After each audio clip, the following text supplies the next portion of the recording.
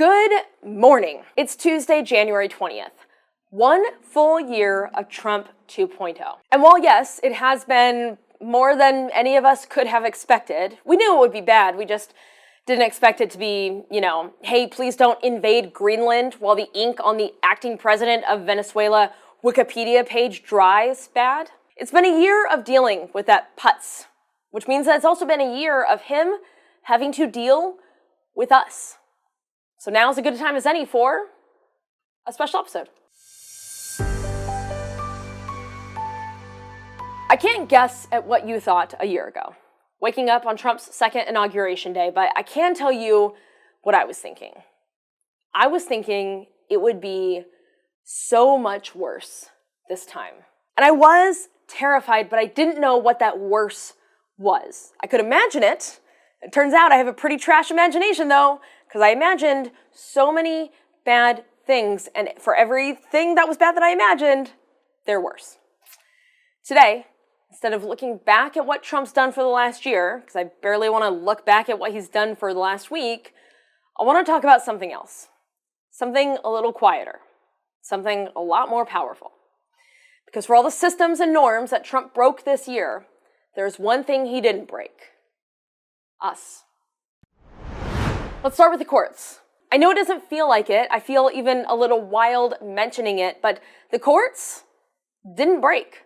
Setting the Supremes aside, and even those little weirdos are wild cards sometimes, who knows what's happening in Brett Kavanaugh's brain at any given moment, thank goodness, I don't know. The state and federal courts continue to be a judicial thorn in Trump's side. Just last week, a federal judge in California dismissed a DOJ suit against the state seeking voter data for 23 million registered voters. In Maryland, just 1 month into Trump's second term, when he should have been at his most powerful, the federal district court blocked the president from enforcing his executive orders that would have eliminated DEI initiatives in government agencies, educational institutions, or in the private sector. He thinks he can do whatever he wants because he's the president, and to be fair, Republican Congress members seem pretty hell-bent on making sure that Congress upholds that lie, but there are 3 branches of the government, and the judicial branch may bend here or there, but this year has proved that it can hold up under pressure. It doesn't often make headlines, a little because it doesn't make for a splashy headline, and a little because there's just so much news. Every day, so much news. I wish someone had told me before Zaz asked me to start doing this show. I would have still said yes, because I'd never say no to her, but still I would have at least had a heads up. Anyway, it doesn't always make the news, but boring government work didn't break. He tried, he really tried, but do you think you can break someone who chooses to spend their life in service of the government? Have you seen Parks and Rec? You're really, with a straight face, gonna tell me that you think Trump can break Leslie Knope or Ron Swanson? Don't make me giggle. Brookings Institute tracked regulatory changes made in that first year, and looking at that tracker shows something that you're not going to find in the headlines. Yes, of course, Trump wants to ditch most regulations because he wants anyone to authentically like him in the way his dad never did, and so he thinks maybe if he can bail on regulations, some rich CEO will want to take him for like root beer floats or something. But you can't just carte blanche cut all of these regulations, not in the way that he wants. He wants to roll back on things like worker safety regulations, but he can't just wave his weird signature in Boomtown. It'll happen. Moreover, the very existence of places like Brookings being able to continue to track is a sign that he cannot break everything. Do you understand how much he hates that we continue to watch his every move? And by the way, isn't it kind of fun how much he hates these things? He wishes these watchdogs, watch kittens, would go away. But he doesn't get everything he wants. He cannot wish his way into these things. Yes, it's boring, but it is vital. And this is a part of how he lost this year. This boring, quiet government work did not break this year. It would be easy to keep the cadence here and say that elections didn't break this year, but that wouldn't be the whole story. They certainly tried to break elections through fraud, through candidates that they thought they could run in red districts, through states that they thought would stand for gerrymandering, but elections didn't break. But again, that's not the whole story. In Virginia, Abigail Spanberger won her governor's race by 57.6%. But why does what happened in Virginia matter for the entire country? Why do elections like that matter? Because this past week, just after being sworn in, she overturned Executive Order number 47. And yes, those dweebs did indeed give it number 47 for the same lame reason you're thinking. That executive order gave state law enforcement the directive to work with ICE. She overturned it when she got into office, and her doing it there shows other states that they should do the same. In New Jersey, Mikey Sherrill shocked everyone by winning her governor's race with 57% of the votes. New York City saw the highest voter turnout in years as Zohran Mamdani won the mayoral race and became the city's first Muslim and South Asian mayor. Also, one of the most handsome. Even when they didn't win, Democrats expanded their majorities all over the country. In California, after we watched Texas Democrats risk their lives and careers to stand up for democracy and against gerrymandering, voters here passed Proposition 50 to redistrict the state, giving 5 more districts a Democratic lean. A reminder that no one is in any of this alone. And of course, my favorite story out of last November's elections, in Colorado, voters were offered the chance to get a tax return. And instead, they turned that money down, getting their own money back, turned it down, and voted to give it to fund meals for school-age kids. It's not that elections didn't break. It's that we grabbed democracy by the shoulders. It's that we gripped it stronger than ever. Democracy didn't break because it's just so strong. It didn't break because we wouldn't let it. July 14th saw the first No Kings protest as counter-programming to Trump's birthday military parade.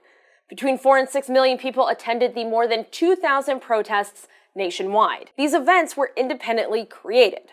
Sure, the No Kings Day had a basic, we're all doing this on this day organization feel to it, but that was it. People were encouraged to make their own local event, and so they did. There was no overarching one organizing leader that did it. And it was one of the largest single-day protest movements in U.S. history until October 18th, No Kings Day 2.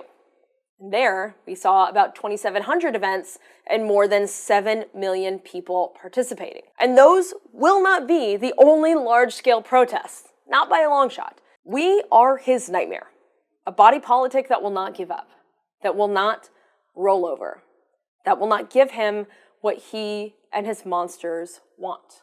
1 year ago today, Trump stood in the same spot that 4 years and 3 weeks earlier, on January 6, 2021, he'd sent a mob of insurrectionists to. And he swore an oath that he had no intention of upholding to a constitution that he has never had an ability to care about or a curiosity to understand. He should be in jail. He should never have been able to return to the scene of the crime. And yet, one of the things he said that day, one of the darkest for a country with some fairly dark days, frankly, was that they would move with purpose and speed. And he was right. They have. They have moved with purpose and speed.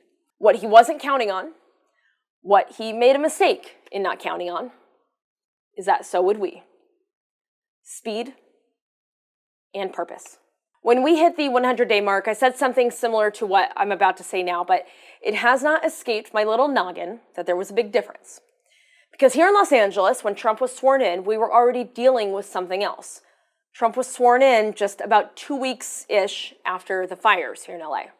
It was, frankly, a little hat on a hat of stress to watch this man be sworn in while we were already dealing with that. We were looking at the burned wreckage of our city.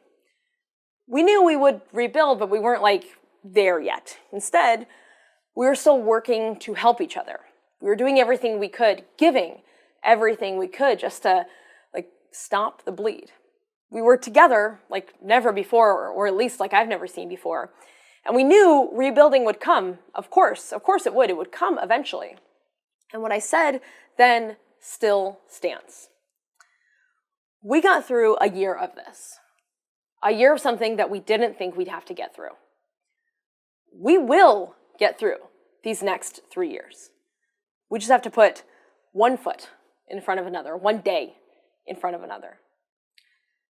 There is a day after him. There is a world after him.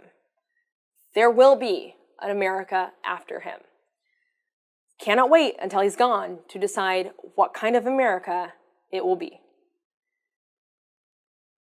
I'm just not willing to accept that this horrific moron, horrible person, real dumb, two different things, bad where there should be good, ping pong balls for brains. He does not get to write the last page of this country. 1 year down, let's get to work. And that's it. There we go. 1 year down, 1 year behind us.